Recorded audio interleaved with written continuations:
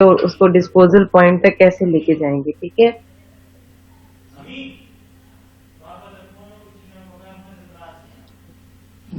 Now we will talk about the transfer station के transfer station क्या होते हैं और मतलब किस तरीके से यहाँ पे आपका रिकवर है उसको किस तरीके से मैनेज करके और इसे फाइनल डिस्पोजल पॉइंट पे भेजा जाता है, ठीक है। ट्रांसफर स्टेशन क्या है? Alternative to the direct haul, justified when cost to transport waste from the generation point to the disposal site is greater than cost to transport from the generation point to the transfer station plus haul to the disposal site। यानी इसकी total वो आपको बता रहे station. Station क्या होता है? जहाँ पे ऑल फैसिलिटीज हो, ठीक है। For example if you talk about the railway station, तो इस मीन्स दैट कि मतलब पिक एंड ड्रॉप की जितनी फैसिलिटीज अवेलेबल है पैसेंजर्स को, वो सारा, ठीक है। जैसे उसका टिकट हाउस होगा, वहां पे आप टिकट्स लेंगे, उसके बाद ट्रेन के लिए आप लोग क्या करेंगे, अपनी सीट रिजर्व करेंगे, फिर ट्रेवल करेंगे, टाइम पता चलेगा, आपको अपनी ट्रेन नंबर पता चलेगा, ठीक है। ये सब चीजें, यानी पूरा एक स्टेशन होता है। Same is the case with this transfer station कि आपने तरीके से गार्बेज को या अपने वेस्ट को ट्रांसफर करना है, ठीक है।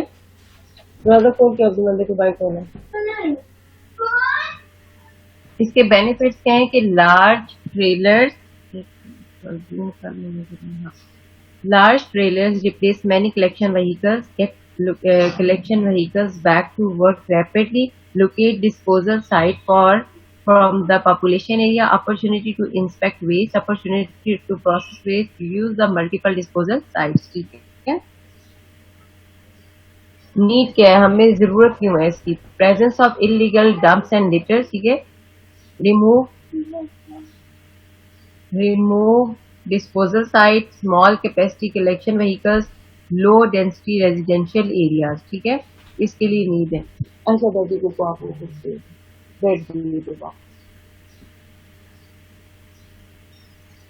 right, direct discharge waste pushed into open trailers, storage pit and tip onto the floor into hoppers or compactors that pushes the waste into the vehicle, ठीक है। ट्रांसफर स्टेशन टिपिंग फ्लोर, ये देखें, ये जो आप मतलब यूजुअली जो आप इसको क्या बोलते हैं, ट्रेलर बोलते हैं, ये क्या है, जिससे आप लोग सारा घर पे जो है ना वो इकट्ठा करते हैं एक साइड पे, इसका वो पाइल सा बना लेंगे, उस पाइल से फिर आप उसको लिफ्ट करके जिस भी मतलब ट्रक में या गाड़ी में आपने इसको लेके जाना है, कंपैक्ट करना है या स्टेशन तक लेके जाना है, जहाँ पे इसको थोड़ा सा प्रोसेस करेंगे और फिर डिस्पोजल साइट पे लेके जाएंगे। क्योंकि स्टेशन के ऊपर आप इस पे से ना टिक भी कर लेते हैं कि आपको लगता है ना कि रीयूज होने वाले आइटम है। अच्छा, इसको ब्रेक दे दो, ठीक है। वो आपके पास क्या आ जाएंगे, यहाँ से आपको उसका अंदाजा हो जाएगा कि किस तरीके से आप लोग वहां पे उसकी ग्रेडिंग करके या कौन सा वाला गार्बेज कहाँ पे डिस्पोज ऑफ होना चाहिए, ठीक है, कौन सी गाड़ियों में भेजना है, ये सारा सिस्टम वहां मैनेज किया जाता है। ये कंपैक्टर्स की पिक्चर दिखाई कि कैसे गार्बेज को कंपैक्ट करके मतलब उसका वॉल्यूम रिड्यूस किया जाता है, ठीक है। और जैसे फॉर एग्जांपल मेटल्स है तो उसको अलग किया जाएगा, पेपर वगैरह तो उसको अलग, अगर मतलब फैसिलिटी अवेलेबल हो, ठीक है। ये सर्च पिट है आपके पास, जैसे ला के आप लोग पहले क्या करेंगे, गार्बेज को सर्च पिट में डाल देंगे, ठीक है। वहां से उसको फर्दर जो है जिस तरीके से प्रोसेस करना है कर लेंगे। ओपन टॉप ट्रांसफर ट्रेलर, ये अब देख लें इसके इमेजेस भी। Compactor system, pre compactor system, ठीक है, सारा ऊपर बना हुआ निजाम लिखा भी हुआ है कि कौन सी चीज किसको डील कर रही है। Then the baler, intermodal container system, ठीक है। अच्छा, ये प्रॉब्लम स्टेटमेंट भी है, मैं बाद में आपको बताती हूँ जिसके बाद क्या करना है।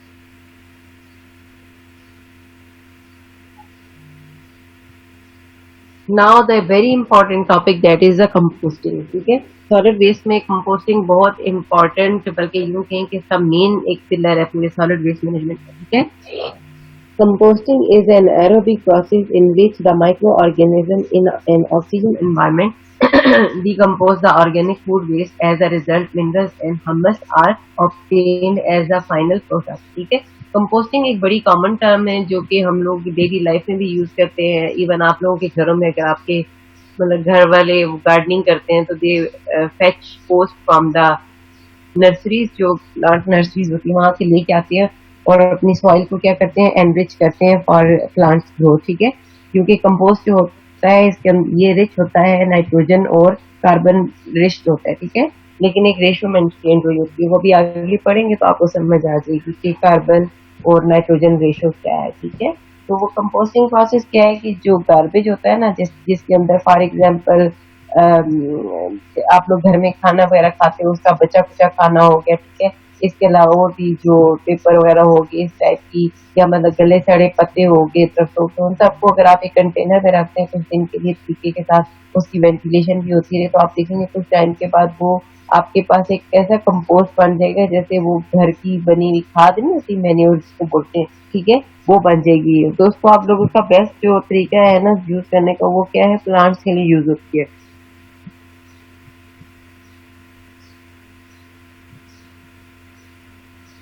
इनऑर्गेनिक न्यूट्रिएंट के nitrogen, phosphorus, sulphur, potassium, magnesium, calcium and sodium, ठीक है।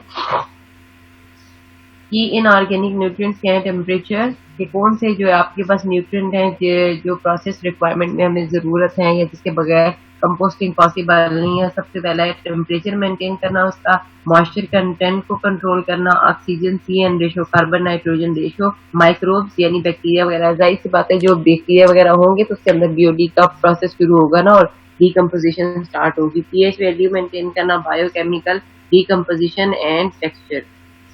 प्रोसेस रिक्वायरमेंट में सबसे पहला जो है वो आपने टेम्परेचर पढ़ा है। जो साइक्लोफिलिक हैं ये माइक्रोब्स होते हैं, ये बैक्टीरिया की टाइप्स हैं, ठीक है। वो 15 से 20 डिग्री तक सरवाइव कर सकते हैं। और जो मेसोफिलिक हैं और थर्मोफिलिक, वो इनके रेंजेस आपको बताएं कि जैसे थर्मोफिलिक जो माइक्रोब्स होंगे बैक्टीरिया 50 to 60 डिग्री तक मतलब सरवाइव कर सकते हैं या अच्छा परफॉर्मेंस देंगे। अगर टेम्परेचर ज्यादा या कम होगा तो they can not work properly. Moisture content, compost should be kept moist but not soggy, ठीक है। यानी बहुत ज्यादा पानी नहीं उसमें होना चाहिए, अदरवाइज क्या होगा, लिशेट हो जाएगा और बहुत ज्यादा स्मेल पैदा हो जाएगी। At the ideal moisture level 50 to 60%, जो मॉइस्चर लेवल कंपोस्ट के लिए आइडियल है वो कितना है, 50 to 60%। Process requirement, oxygen. Optimum oxygen levels are 15 to 20% at the ideal moisture level 50 to 60%. Composting inhabits at oxygen less than 10% by volume, ठीक है ना। कंपोस्टिंग जो है वो खराब हो जाएगी, गड़बड़ हो जाएगी अगर आपके पास ऑक्सीजन जो है वो 10% से कम हो बाय वॉल्यूम, ठीक है। क्योंकि आपको पता है कि ऑक्सीजन की फरावानी होनी चाहिए, ऑक्सीजन जो है ना वो रेगुलेटेड होनी चाहिए फॉर BOD प्रोसेस। माइक्रोब्स जो गलने सड़ने का अमल करते हैं उनको ऑक्सीजन चाहिए होती है, ठीक है। Turning and ventilating compost are meant to keep the oxygen content at the sufficient level. Compost को आप हिलाते जुलाते रहेंगे, ऊपर नीचे करते रहेंगे सो दैट जो उसके अंदर ऑक्सीजन है उसका लेवल मेंटेन रहे, ठीक है। CN ratio, carbon nitrogen ratio. Nitrogen is required for the cell synthesis. Carbon is used as energy source. Optimum carbon nitrogen ratio is 30. Optimum कितनी है, 30 है, ठीक है। Composting operates down to carbon nitrogen ratio of 20. Material that are good sources of nitrogen are called the greens, ठीक है। Green's क्या है, वो यार आपके घर के जो दरख्त वगैरह है उनके गले सड़े पत्ते या मतलब रॉटन फ्रूट हो गया, रॉटन वेजिटेबल्स हो गए, गले सड़े वेजिटेबल्स हो गए, ठीक है। वो सारी क्या है, बेस्ट है फॉर द कंपोस्टिंग। कहते हैं materials that are high in carbon are called the browns. Process requirement में कह रहा है कि कार्बन नाइट्रोजन रेशियो के लिए जो है ना कौन से मटेरियल जो है ना वो यूजफुल है, ये कौन से होते हैं। यूजली फिश स्क्रैप हो गया, फार्म यार्ड मैन्योर होता है, किचन वेस्ट, अच्छा sea wood, wheat straw, rotten sawdust, raw dust और साडस्ट, ठीक है। फूड वेस्ट और टोटल रिफ्यूज, समझ में आ गई। यानी टोटल जो है ना कार्बन नाइट्रोजन रेशियो जो है वो आपकी जो कहाँ से हासिल होगी, ज्यादा आपकी जो फूड वेस्ट है वहां से, ठीक है ना। यूजली फूड वेस्ट ही आपके पास, और जो आपके घर के अंदर जो ग्रीन जितने भी हैं प्लांट्स वगैरह उनका जो वेस्ट होगा, जब पत्ते ड्राई हो जाते हैं, घास हट जाते हैं, वो वेस्ट सारा मिलकर जो आपको क्या होगा, बेस्ट रेशो देगा कार्बन नाइट्रोजन।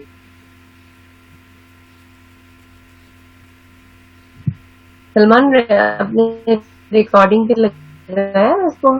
जी मैम। मैंने क्या रिकॉर्डिंग पे लगा हुआ है ना? हाँ मैम वो लगा हुआ है, 10 मिनट हो चुके हैं। रिकॉर्डिंग पे लगा के मैंने कहा शायद खुद सो गए हो। नो नहीं मैम, नहीं सोता। माइक्रोब्स क्या होते हैं? माइक्रोब्स ऑब्वियसली बैक्टीरिया वगैरह या जो भी आपके पास लिविंग ऑर्गेनिजम्स है यूनिसेलुलर, जिनको आप यूज करेंगे bio chemical oxygen demand process के लिए, बीओडी के लिए, सो दैट इनकी जो है ना प्रोसेस की क्या हो जाए, डिग्रेडेशन हो जाए, डिकम्पोजिशन हो जाए, ठीक है। उसके लिए उसने टाइप बताई है माइक्रोब्स की कि साइक्रो साइक्रोफाइल्स हैं, मेसोफाइल्स हैं और थर्मोफाइल्स। शुरू में जो आपने टेम्परेचर डिफाइन किया था वो इन्हीं माइक्रोब्स के लिए आपने डिफाइन किया था, ठीक है। अब साइक्रोफाइल्स कौन से होते हैं? The low temperature bacteria, meso the medium temperature bacteria and the thermo the high temperature bacteria. और हाई टेम्परेचर कितना था? 50 to 60 डिग्री था। PH value, optimum pH range is 6 to 8। जो पीएच वैल्यू है ऑप्टिमम या मिनिमम आप कह लें, जो आपने उसके लिए मतलब सूटेबल है प्रोवाइड करनी है, दैट इज 6 to 8, यानी कि आपके पास पीएच वैल्यू जो है वो 6 से 8 की होनी चाहिए। फिर नींद आ रही थी उसका। नींद तो आपको आ रही है। प्रोसेस रिक्वायरमेंट, अच्छा। असल में वो टाइम ऐसा है ना कि इस टाइम मतलब बंदे को नींद आना शुरू हो जाती है। Process requirement, biochemical composition and texture, ठीक है।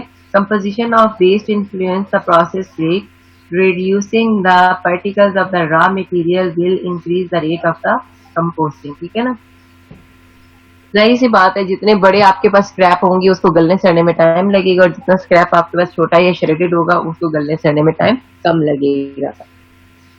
कंपोस्टिंग सिस्टम, कंपोस्टिंग सिस्टम जो है वो 3 तरह के हैं। ट्रेडिशनल विंड रो है, एरेटेड स्टैटिक फाइल और इन वेसल कंपोस्टिंग, ठीक है। ट्रेडिशनल विंड में क्या करते हैं कि जिस तरह से वो हम मुसलमानों की कब्रों के ऊपर ढेरियां लगाई जाती है ना मट्टी की, उस तरह से इसकी जो है ना ट्रायंगल शेप में ढेरियां बना ली जाती हैं, ठीक है। Traditional windrow 1 to 2 metre high होता है, टेक्स अबाउट 3 मंथ्स, और ये स्लो प्रोसेस होता है, तकरीबन इसमें 3 महीने लग जाते हैं कंपोस्टिंग को, मतलब जैसे वो प्रोसेस को कंप्लीट होने को। क्या अच्छा बाजी से पूछो।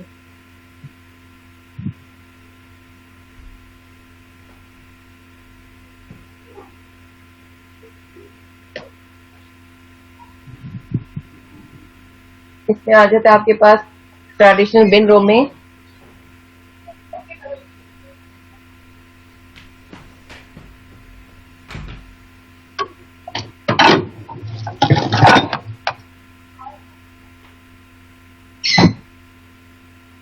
तो ना यहाँ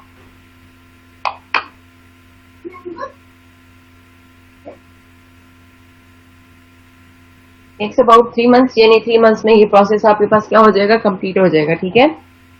नेक्स्ट है composting system, aerated static piles 1 to 2 metre high, 3 to 4 metre wide and about 20 metre long, laid on the floor of the ventilation pipe system।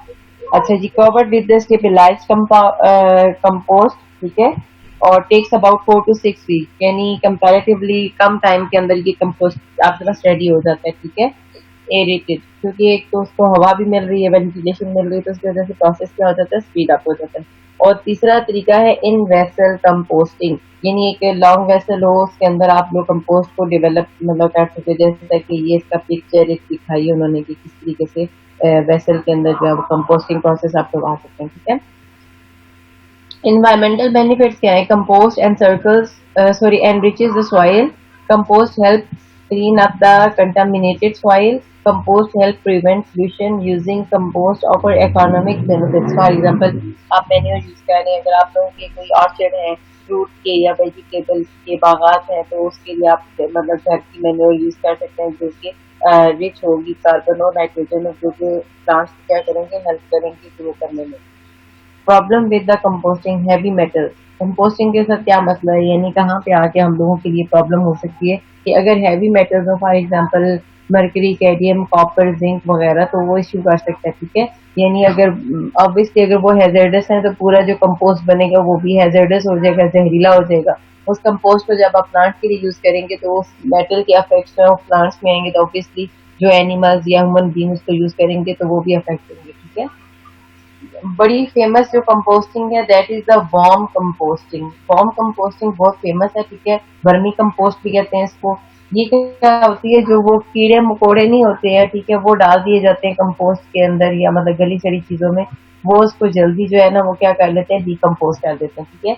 Worm composting is using worms to recycle food scrap and the other organic material into a valuable soil amendment called the vermicompost or the worm compost. Worms eat food scrap which become compost as they pass through the worm's body. ठीक है, compost exists the worm through its tail end. This compost can then be used to grow plants. To understand why vermicompost is good for plants, remember that the worms are eating nutrient-rich fruit and vegetable scrap and turning them into the nutrient-rich compost. Obviously, materials to be used or avoided in the worm composting bin, ठीक है। जो composting बिन है, आपने कौन कौन सी चीजों को avoid करना है कि जो आपकी जो वर्म्स है उसको खाएं ना और कंपोस्ट में वो गंद ना हील हो, ठीक है। Worms have been hard to work breaking down the organic materials and returning nutrients to the soil.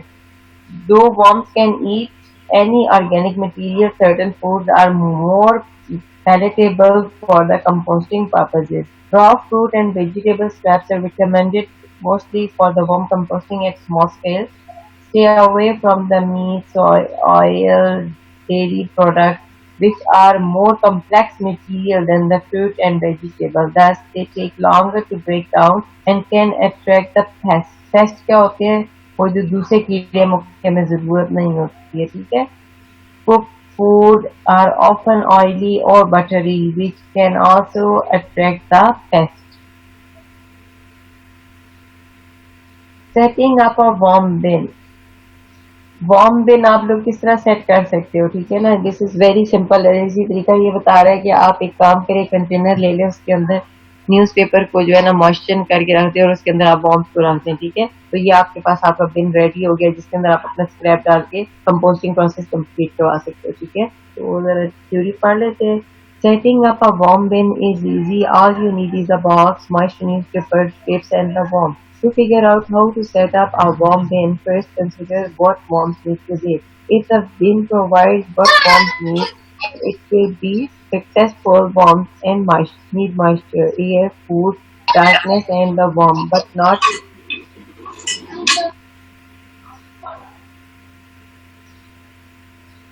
not hot temperature. Bedding made of newspaper strips or the leaves will hold moisture and contain air spaces essential to warm. Use red worms or red wigglers in the worm bin. This scientific name for the two commonly used red worms are Acinca and Phytida, ठीक है, and पता नहीं Lumbricus rumbulus। ये मैं देना तो इधर तुम लोगों को इसमें वाइवा में। हार्वेस्टिंग क्या होती है? Harvesting means removing the finished compost from the bin. In a favorable environment, worms will work tirelessly to eat the garbage and produce compost. As time progresses, bedding will be reduced and compost will increase in the bin. After 3 to 5 months,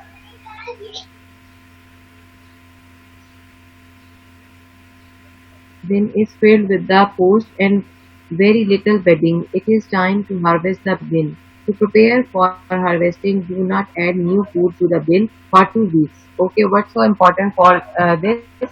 कह रहा है कि to prepare for the harvesting, do not add new food to the bin for the 2 weeks. Then remove compost from the bin by using the appropriate method of harvesting.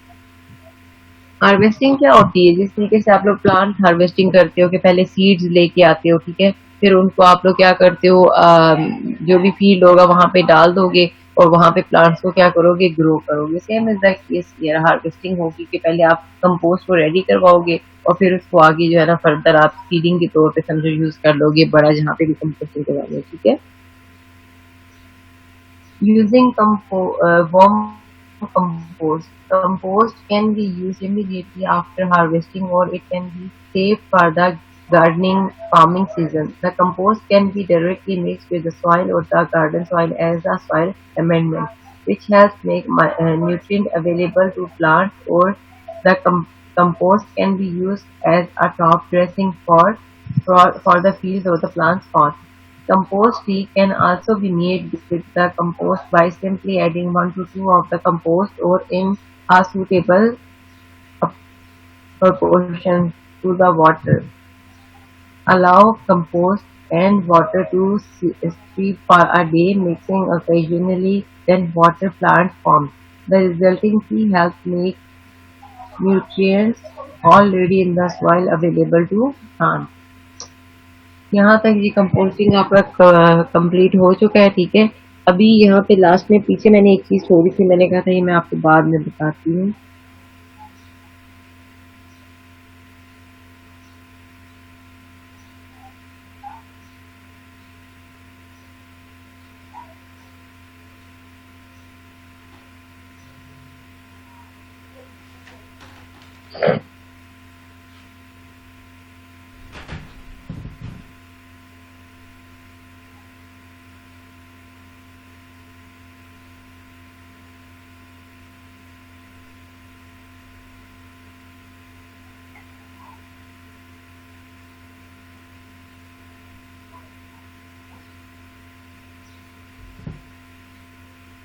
जो ये आपके पास problem है ना, problem statement that determine the break even haul time between a direct haul system and a transfer station operation with the following properties. Direct haul system uses a 10 yacht cube container. Direct haul cost $20 per hour. The transfer trailer has a capacity of 100 yacht cube. Tractor trailer haul cost $40 per hour. अच्छा, ये TS facility code function of amortise capital cost, capacity and operational cost, ठीक है ना। तो ये आप देख रहे हैं, ये उन्होंने कॉस्ट वगैरह दी है, एक प्रॉब्लम दिया हुआ है, ठीक है ना। Normalise all cost by capacity, और इसके बाद one calculate the capital cost element, ठीक है ना, PS, ठीक है। तो ये आपने खुद से कैलकुलेट करनी है। ये दिस इज योर असाइनमेंट, ये आपकी क्या है जी, असाइनमेंट है। इस प्रॉब्लम को खुद से समझ के आपने करना है, ठीक है। और हर स्टेप को अलग से इसको क्लियर करके मुझे एक्सप्लेन करना है, क्योंकि हॉलिंग का हम डिटेल में सारा कुछ पढ़ चुके हैं। अब आपको लगता है कि कहीं आपको कोई इश्यू है, प्रॉब्लम है, पहली तो बात है लिटरेचर पढ़े इससे रिलेटेड, ठीक है, और हेल्प नहीं, अगर वहां से भी समझ नहीं आती then you can ask me, ठीक है। लेकिन मैं असाइनमेंट जमा होने के बाद आपकी क्यूरीज जो है ना क्लियर करूंगी। इस काइंड आपके लिए प्रॉब्लम है जिसपे आपने खुद एफर्ट करनी है, मुझे बताना है कि आपको कितना क्लियर हुआ, कितना आप खुद कर सकते हो, ठीक है। मैम ये कब जमा करानी है?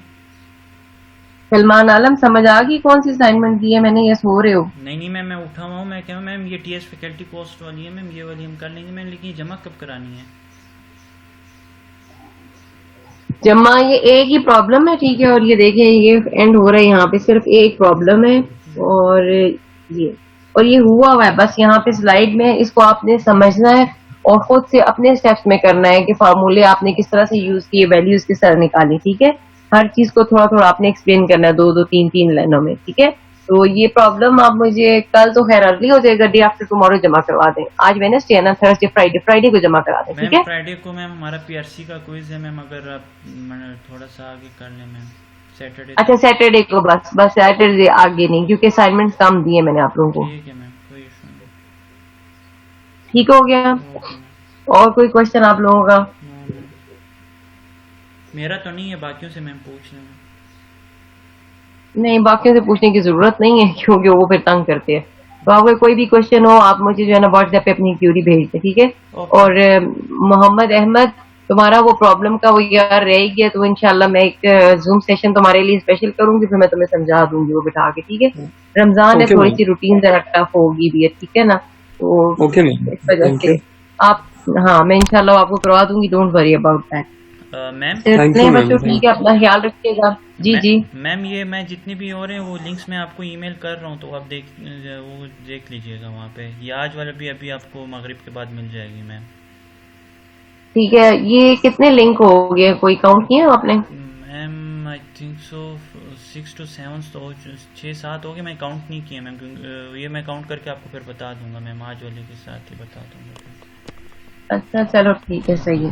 थैंक यू सो मच भाई, बहुत शुक्रिया। इंशाल्लाह सी यू टुमारो।